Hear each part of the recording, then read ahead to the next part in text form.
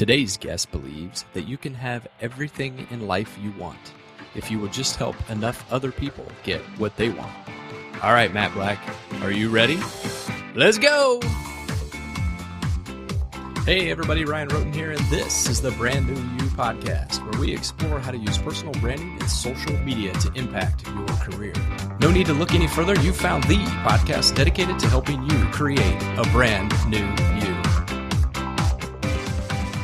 Good morning, good afternoon, and good evening. Welcome to the Brand New You Show. I'm Ryan, your host, and today we welcome to the show Jared Easley from starofthedoubts.com. A self-proclaimed everyday guy, Jared also happens to be a podcaster, speaker, author, and a master networker. His podcast, Star of the Doubts, has been featured on entrepreneurial.com and the Huffington Post as the #1 emerging entrepreneurial podcast. Jared is a co-founder of the Podcast Movement Conference, a conference by podcasters for podcasters. This event was held for the first time last year and was such an overwhelming success that the second annual Podcast Movement Conference will be held later this year in Fort Worth, Texas. As an author, Jared's book, Podcasting Good to Great: How to Build Your Audience Through Collaboration, is an Amazon #1 bestseller. But don't let the title fool you. At its core, Podcasting Good to Great provides you with a proven roadmap that will help you become a great connector and influencer without being a podcaster.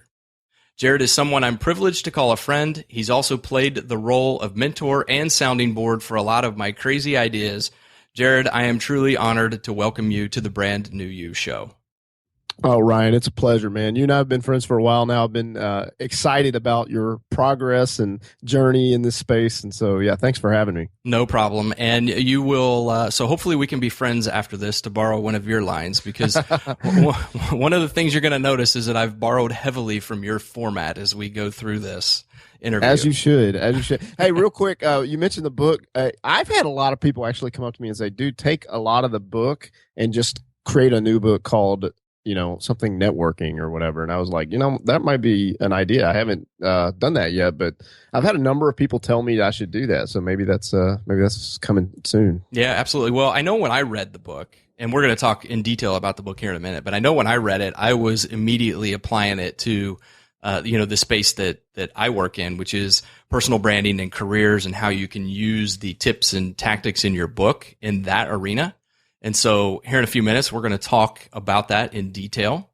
But like yourself, I have a signature question that I always start every podcast off with. And since you took the question about concerts, my question is, if you could vacation in only one place for the rest of your vacation days, where would you go?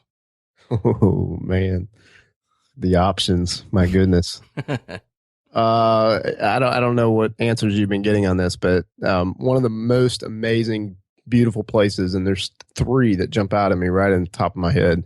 And I'm not necessarily picking those places as vacation spots, but the top of the 3 is where I went on my honeymoon. So my wife and I went to Tahiti. Ooh, nice. And we did a sailboat cruise around the different islands, Maria and Bora Bora, and just, oh my goodness. It was nice. Something I'll never forget. And if anyone ever gets a chance to go there, save up your money. It's not cheap, but definitely go, because it's breathtaking. I've never seen anything like it. That's a place my wife has many times said we should go as well. So I got to ask, did you stay in like the little grass hut over the water? Yeah, the bungalow. So we did a bungalow the first night of our honeymoon, and then the rest of it was on the sailboat cruise, which I'm not even sure if that cruise still is available there. But there are cruise ships that go throughout Tahiti, and that's a must. You want to see the different islands. I mean, one of the islands is fun, but try to check them all out, and you get the inclusive food and beverage and stuff if you do a cruise. Very nice. Very nice. Yep. Yes, that sounds like a very nice and warm place also, which I would cherish at this particular time of the year. Oh man, it was a blast. I'll never forget it. So I know you're an avid reader, and so as you're on your vacation, which book are you reading now? Would you take with you, or which one is your favorite that you would take with you? Well, I would encourage everyone to consider reading How to Win Friends and Influence People. That's probably a given, and I'm sure there's a number of people who listen to this right now. So yeah, that's an amazing book. I've read that, and then there's some who said I've heard of that, I just haven't read it. You must read that. That that book has the power to change your business, change your life, change your professional career, change your marriage, change your parenting. I mean, all of the above. So it's just really good advice for how you interact and how you manage your relationships. And I'd love to pretend that I've aced that and that I am, supremely perfect in every aspect of that book. And I'm not. And that's why, Ryan, truth be told, that book is a must read for me every year. I make myself read it every year because I'm reminded of things that I'm messing up in, and it's good for me. Wow, I've not. I don't think I've actually read it. It's on my list, but I don't think I've actually read it. At least not once a year. That's for sure. Yeah, and if you want to get inspired, another book, I'm gonna have to look this up. Shame on me for not just having this on the tip of my tongue. It's a book about 10,000 miles. It's a million miles in 1,000 years. A Million Miles in 1,000 Years by Donald Miller. That's the one. If you need something to just pump you up and make you really consider, the greater narrative of your life, right? That's just an amazing book. Yeah, I agree with that. I've read that book. I actually have read that book twice, and it is an excellent book. And I still refer to it every now and then, just because. For me and for so many people, there is something in our life that happens, that inciting incident that drives us to change our behavior or change our lives. And it's just reading that book reminds me of that all the time. Well, I read that book at the beginning of 2014, and while last year wasn't perfect, and there was challenges along the way, some of the most exciting growth that I've ever had in my entire life came last year after reading that book. I'm not attributing all of the wins to that book, but I think it helped me to kind of look at my life a little bit differently. So definitely worth reading. I agree with you on that 100%. Let's move into a segment also borrowed from your format. Pick one and tell me why. Which is your favorite app to use, Instagram or Twitter? Currently Twitter, because I'm finding unique ways to use Twitter that I never considered before, like Twitter lists. I've never created Twitter lists. I just didn't really mess with it. But now I'm finding an amazing value in tapping into other people's Twitter lists. Yeah. So I'll just give you a quick overview. I don't want to get too technical and confuse people. But if you find a public Twitter list that's your target for your business or, for, the profession or industry that you're in, you can export that to a spreadsheet.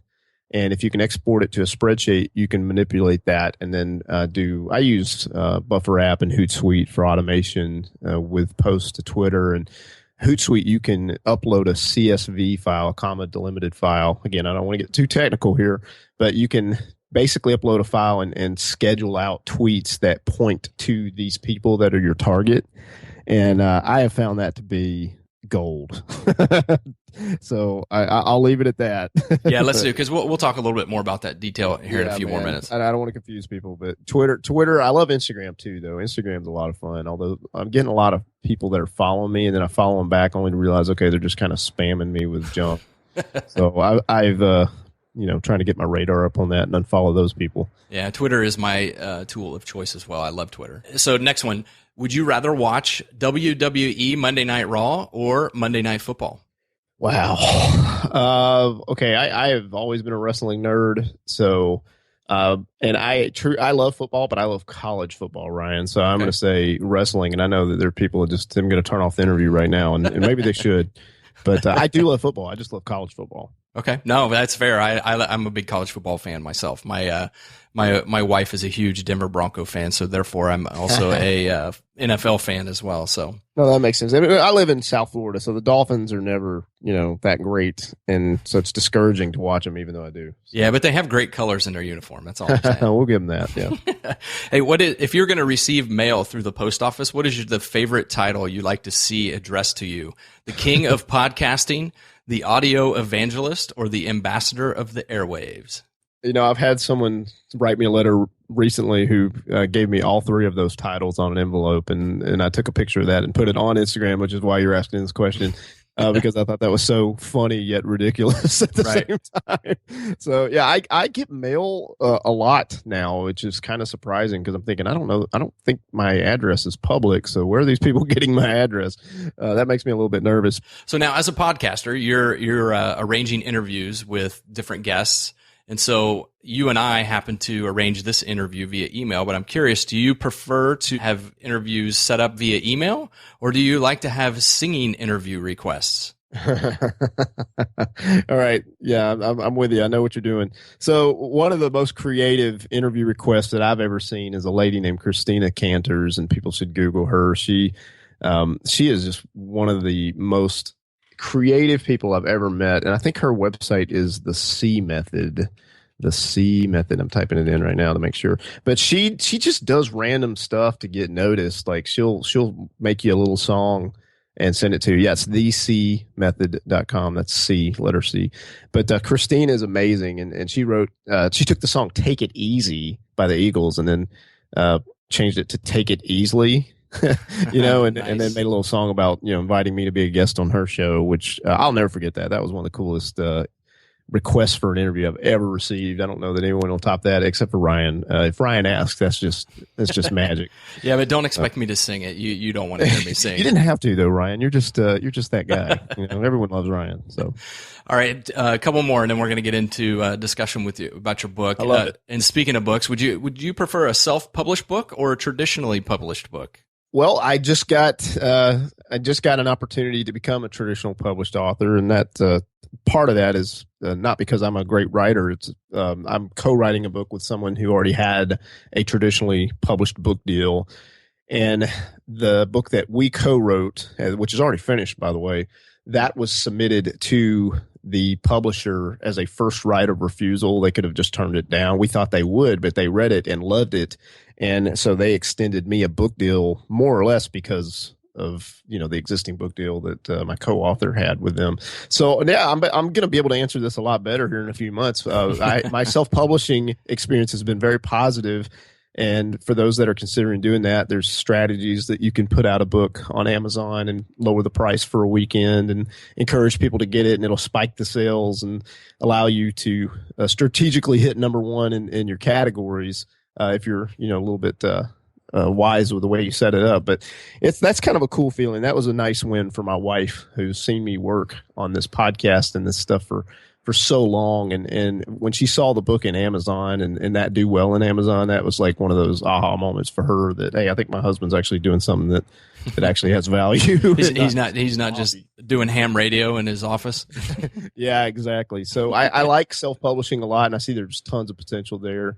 But the traditional published thing I think is cool because I'll be able to take my daughter and my wife into Barnes and Nobles later this year, and they'll be able to That's hold awesome. a physical copy of the book, which is, man, that's going to be a crazy thing. Yeah, that's awesome. That's very awesome. When can for those listening, when can we expect to see the traditionally published book? Do you have an idea yet? Yeah, so that book is coming out in January, and that's more or less because companies like Barnes and Nobles, that's when they have openings to accept new books of that topic or whatever. So I'm learning about all this now. It's like, seems like traditional publish slows down the process so greatly, and there's a number of reasons for it. But we will do the Amazon ebook version probably in the fall, and then we'll do the hard book release in January. Cool, awesome. Okay, last one. Would you rather chase influencers or be the noticer? Well, I wouldn't want to chase influencers, and that's going to sound contrary to what a lot of people have heard. There's a popular opinion out there that one of the best ways to grow what you're doing is by seeking good advice from people who know what they're doing and kind of tapping into that wisdom. And I would say yes, on a number of levels that is true. But I chased, I'm using air quotes here, I chased influencers for a long, long time. And what I found was there were some that were just downright rude. There were some that were gracious and would give me their time. And I would interview them on a podcast just like this, Ryan, but then they would never share it. And it's not because they're greedy or rude. It just, it's not their priority to grow my audience. Right. And then, I found a different variety of things. But one of the big things I found is that did not move the needle toward my goals. If my goal was just connecting with someone, yes, but it didn't help me with the business. It didn't help me make steps toward, growing, monetarily wise, or I don't know. It was nice to connect with people further up the mountain, but I just didn't see that translate into open doors or more money in the bank account. And so we've written a book, as you've alluded to, called Stop Chasing Influencers. And it's not a slap at influencers. It's just saying, instead of focusing your time on going after someone who's influential, you could just take steps that we outline in the book, and that'll help you to grow your own influence and grow your own business. And we think that's a better strategy based on our experience. And then to your point, be the noticer. I think what's the best way to get noticed? It's start by noticing other people, and we can go into that in a little bit. Let's just go ahead and go into that now. As we talk about the book, your first book, Podcasting Good to Great, in your very first chapter, you talk about being the noticer. And so we'll just start this conversation off with when you say be the noticer, what does that mean to you? When think about your aunt, Ryan, and for anyone who's listening, think about your aunt. We're just going to say the aunt, bust out the old school home videos, and everybody's like, oh no, because the reason people say, oh no, when your aunt busts out the old home videos is because you don't care.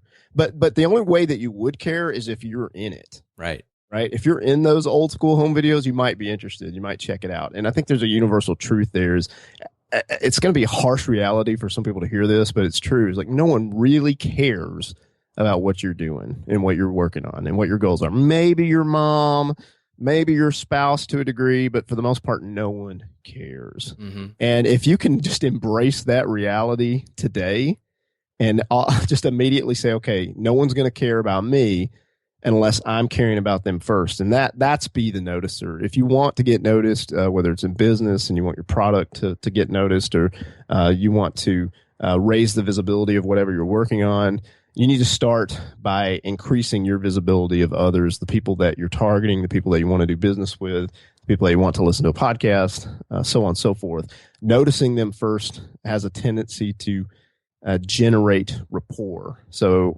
Ryan and I have become friends now. We've hung out and stuff, but it wouldn't have ever happened if we had not made that effort. We had not tried to create that rapport. So by noticing other people, that opens the door for them to have a rapport with you. And once you have that rapport over time, as you're noticing them and appreciating them first, they start to reciprocate that. So it starts with noticing others, and then that generates the rapport, and then over time, that generates reciprocity. And most people don't like that formula, Ryan, because it's not instant gratification. It doesn't always scale, and I can understand why people just shun that and don't like that. But if you're trying to build something that's long-term and that has potential to grow even farther and faster, then it starts with slow growth, right? And right. That's what be the noticer is about. It's planting the garden. And if you plant it and you're patient, you'll reap the harvest, but you got to plant it first. Yeah. So, to me, chasing the influencers is like going out and getting 10,000 connections on LinkedIn. It doesn't, who cares if all you're doing is adding them so that your number of people you're linked to goes up higher, because nobody sees it above 500 anyway. So what difference does it make?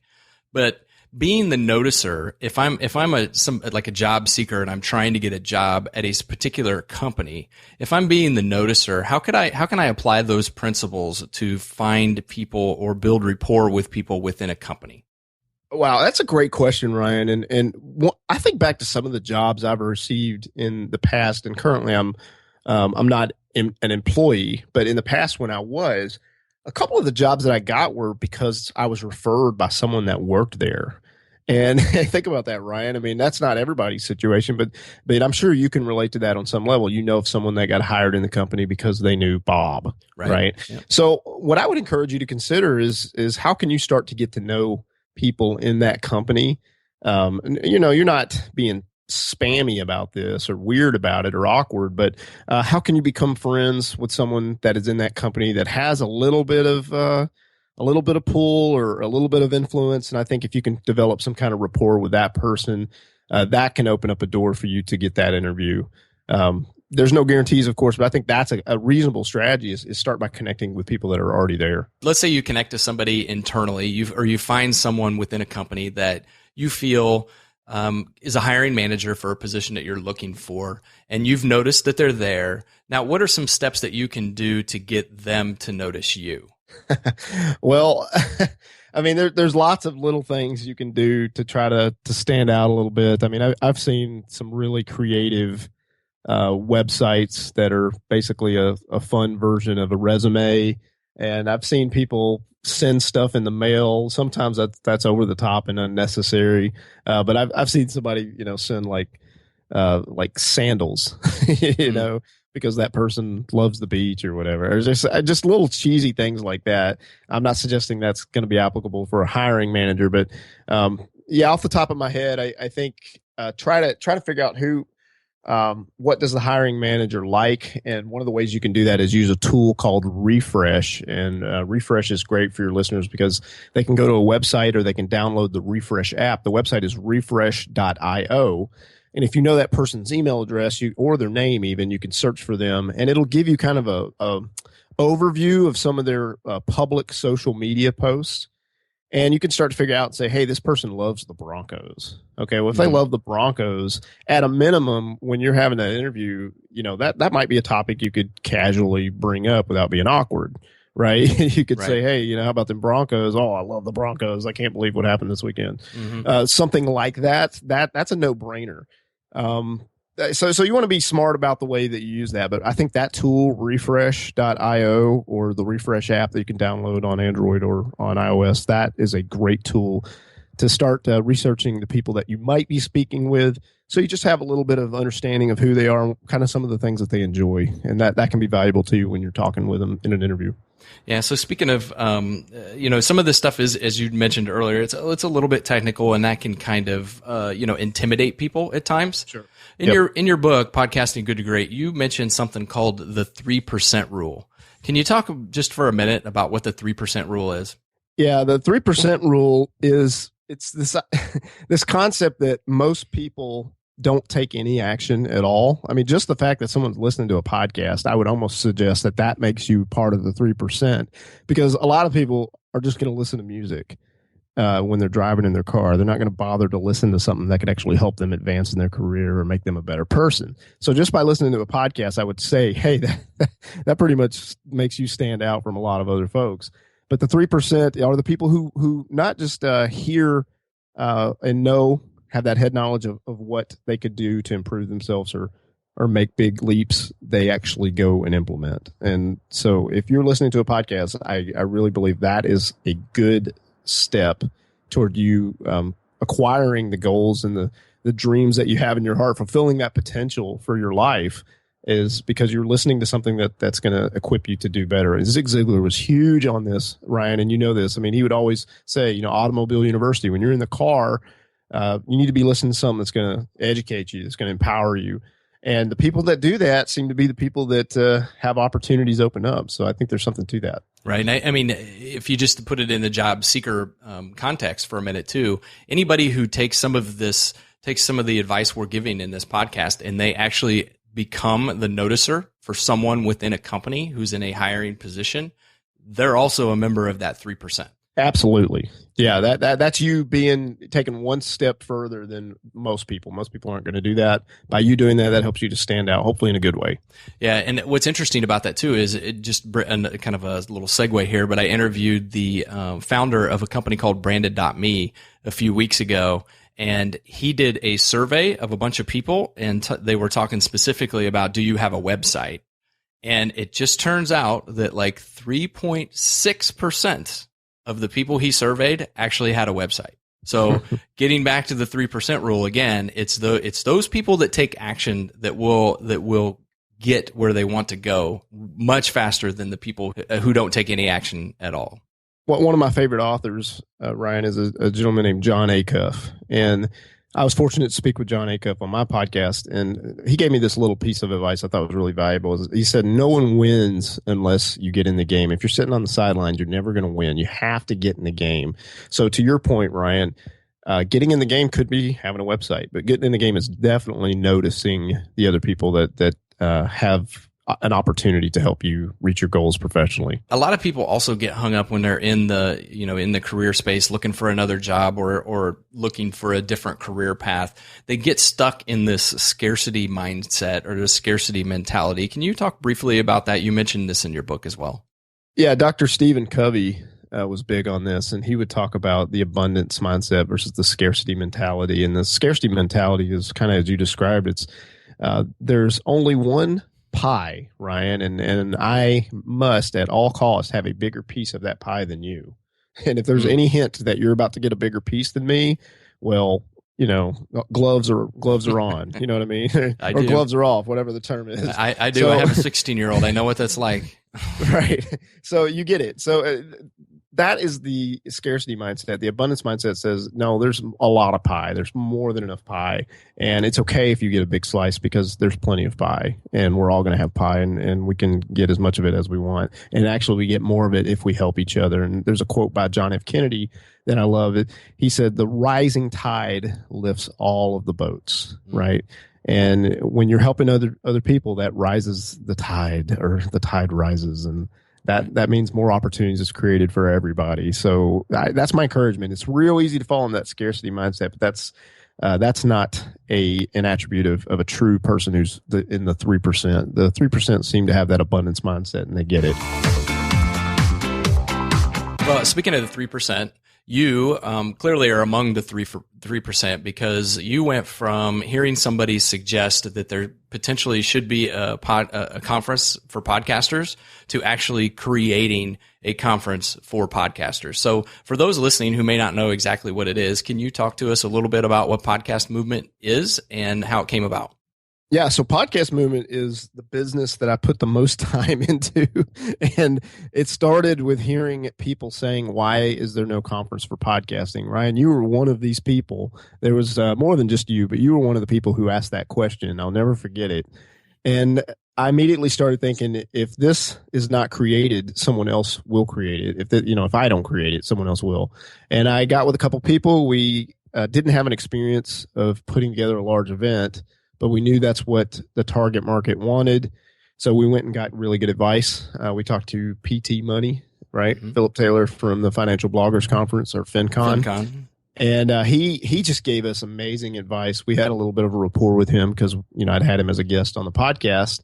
And we talked about earlier, noticing someone and creating that rapport, which creates reciprocity. So we had a little bit of a rapport with PT, and he reciprocated in the form of giving us an hour phone call and answering our questions. He had tons of experience from several years of doing this big conference. And we learned so much just in that hour that it was enough to go and next validate the idea. It's one thing to have an idea, but you always want to try to validate it, because just because you have an idea doesn't mean people are going to support it or they're going to pay for it if it's a business.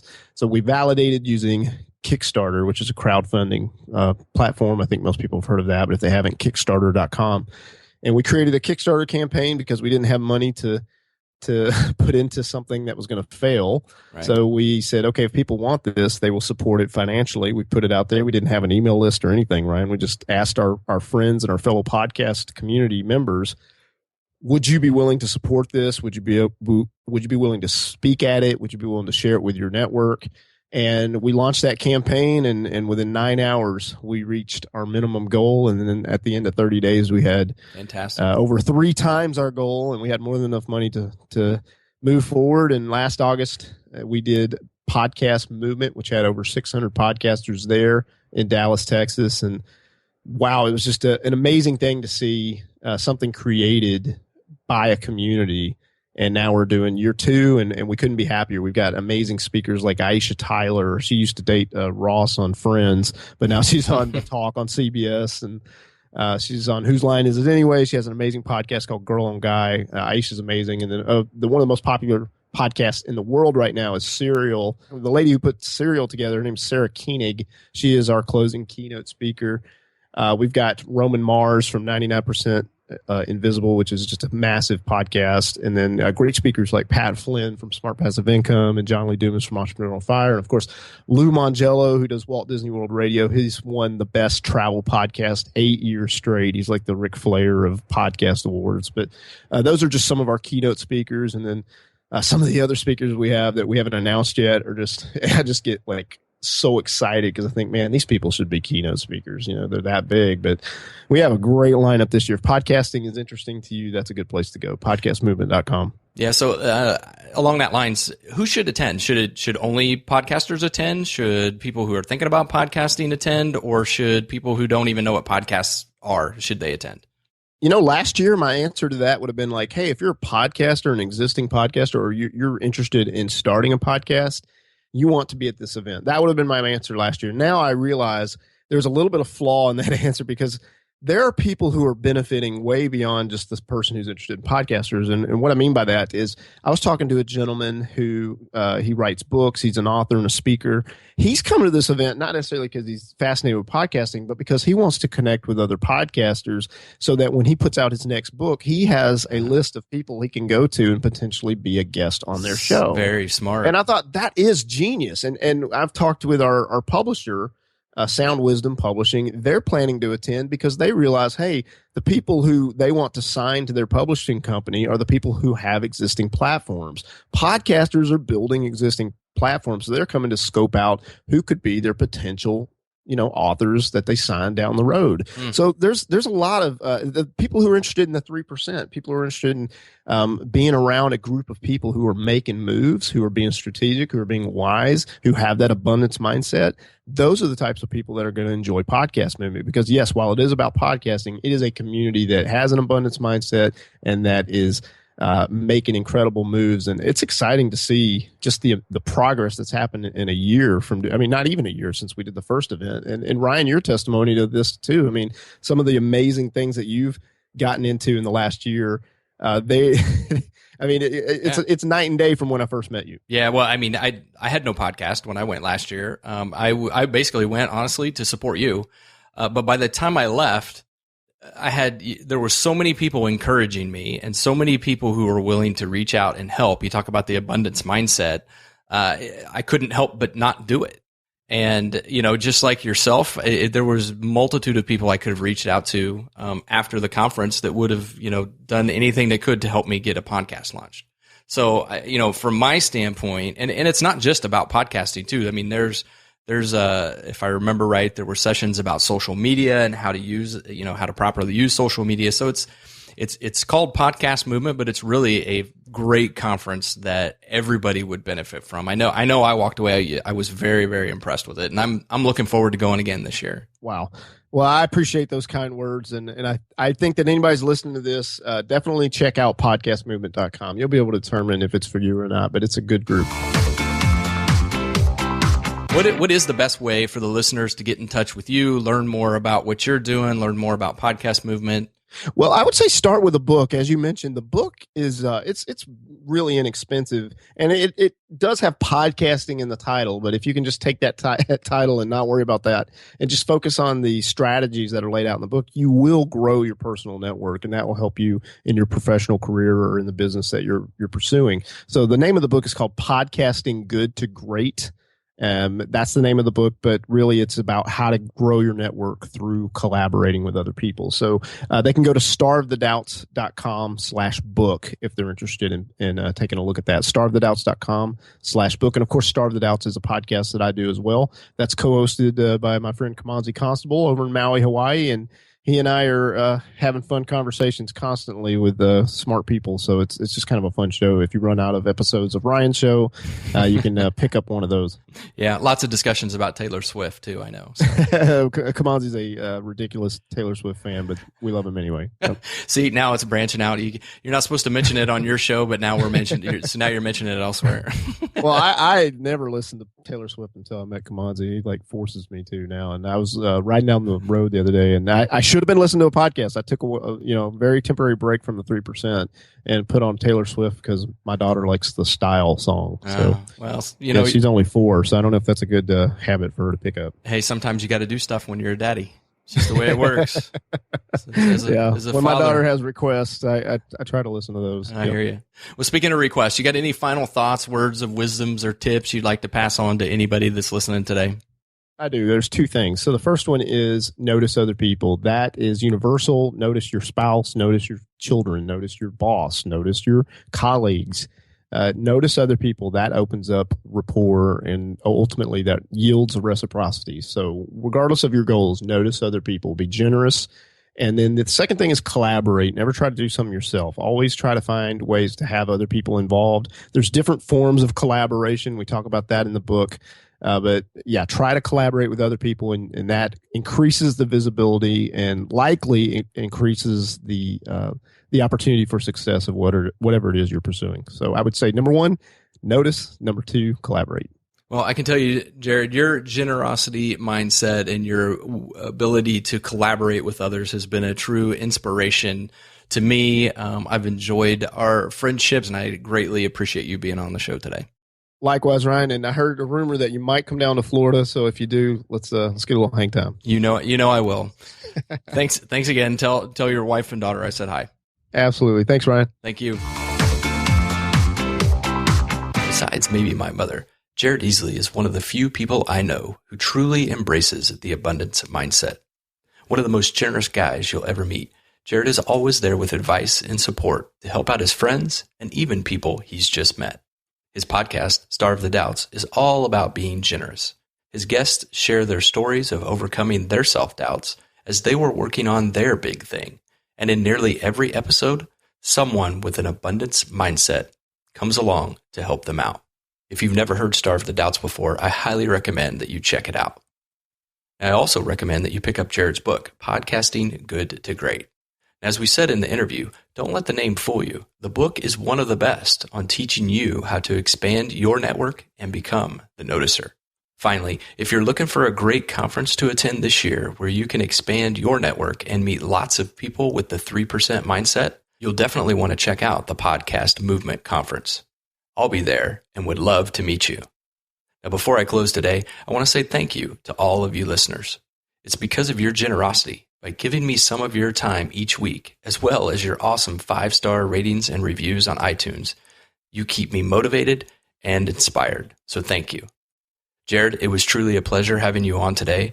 We are all looking forward to the release of your new book. Thank you again for being an inspiration and the flagship member of the 3%. So until next time, I've been Ryan, and I'm out. Hey folks, if you want to leverage your personal brand and become known in your field, you first need to become visible. To find out how visible you are, you need to take my 100% free online branding assessment. So head on over to ryanroden.com, click the orange start button to learn how visible you are today.